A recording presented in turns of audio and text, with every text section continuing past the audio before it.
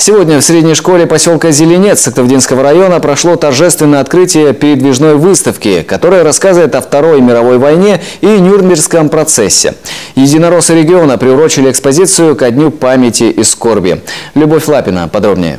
Председателя Госсовета, ветерана Великой Отечественной войны в Зеленецкой школе принимают честь по чести.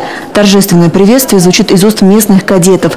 Именно они удостоены чести встречать передвижную фотовыставку.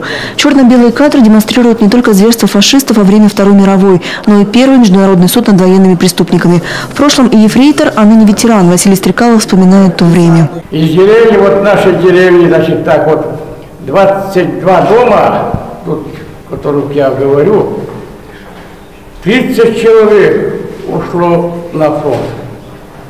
30 человек ушло на фронт, значит, из них 22 не вернулись, погибли, не вернулись, даже больше уже. Ребята и мальчишки, и девчонки, даже несмотря на летние каникулы, активно откликнулись на призыв учителей. В рекреации, где расположилась экспозиция, с трудом хватило места для всех. О Нюрнбергском процессе школьники уже слышали на уроках истории, а теперь узнали о нем еще больше. Никогда до этого военных преступников мировое сообщество еще так не порицало. За свои злодеяния виновным были вынесены суровые приговоры – смертная казнь и пожизненные заключения. Мы посмотрели экскурсию, и мы поняли, что фашисты там получили по заслугам, то, что мы выиграли. Ужалось, что наши предки погибли, и что вот так вот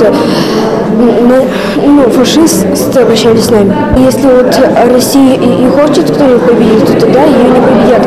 Но если мы захотим, то тогда мы победим. Эта выставка передвижная. Из Зеленецкой школы она отправится и в другие учебные заведения столицы Коми и ближайших районов. Экспозицию собрали в преддверии Дня памяти и скорби, чтобы в очередной раз напомнить подрастающему поколению обо всех ужасах Второй мировой. Когда мы празднуем День Победы, это все-таки праздник.